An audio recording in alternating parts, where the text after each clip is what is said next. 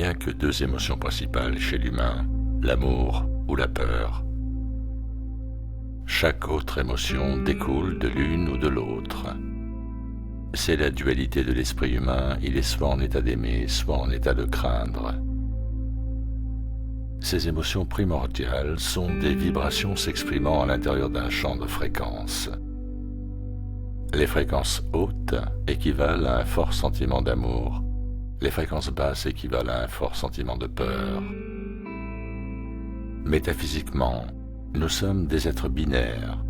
Soit nous aimons, soit nous craignons. C'est aussi simple que ça. Ce qui nous fait pencher plus d'un côté que de l'autre est également très simple à la base. C'est notre processus d'apprentissage. Ce que l'on nous a appris à aimer, ce que l'on nous a appris à craindre. Et ça depuis le premier jour. Si simple et pourtant si mal conçu. Nous sommes ce que nous pensons, point. Nos vibrations alimentent sans cesse le champ vibratoire de l'humanité dans son ensemble, ce qui fabrique sa santé spirituelle. Notre humanité est-elle aujourd'hui saine? Peut-on dire, d'une manière générale, que nous vivons dans un monde physique où l'amour domine? Point besoin d'un scientifique de l'espace pour le découvrir. En fait, le scientifique de l'espace serait plutôt un indice pour ceux qui recherchent l'amour. La peur est notre règle. L'amour est notre chien. Nous l'aimons plus que nous-mêmes. Parfaitement normal. Un chien, c'est de l'amour pur, inconditionnel.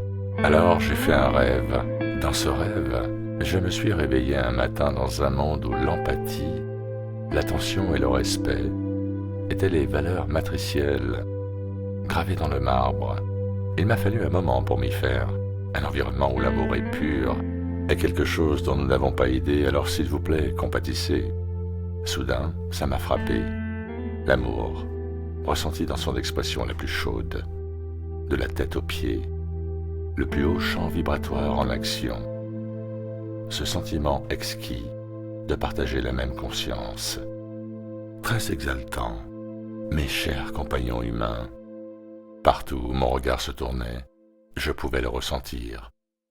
Les vibrations d'esprits épanouis m'enveloppaient. J'étais bouleversé, submergé par tant d'amour pur, inconditionnel.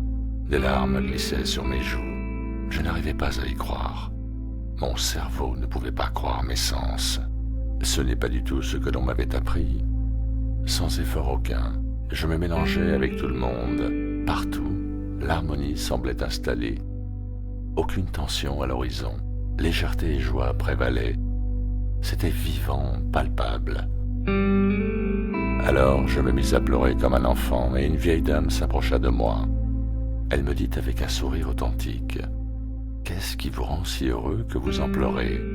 S'il vous plaît, partagez-le avec moi. » Je lui répondis: « D'où je viens, les vibrations des humains sont basses, la peur dicte leur vie. Ce que je ressens ici est tellement inhabituel, si étranger, que cela perturbe profondément le contrôle mental basé sur le traumatisme auquel nous les humains avons été soumis involontairement. » Elle me regarda en plissant des yeux et dit: « D'où venez-vous » Le regard porté au-dessus de sa tête vers le ciel d'un bleu azur cristallin.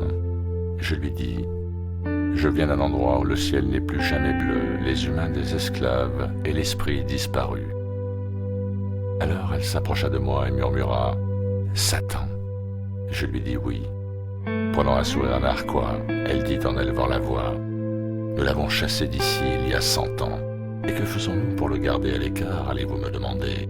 Nous nous aimons tous inconditionnellement. » Souriant à nouveau, elle prit tendrement mon visage dans ses mains, m'embrassa sur le front et dit: « Dans notre monde métaphysique, la peur n'a pas d'oxygène. Alors pleurer ne peut être qu'un signe de pur bonheur, car nous sommes tous fondamentalement des nouveau-nés de l'amour. » Et voilà, l'amour, une question d'éducation, une question de conscience.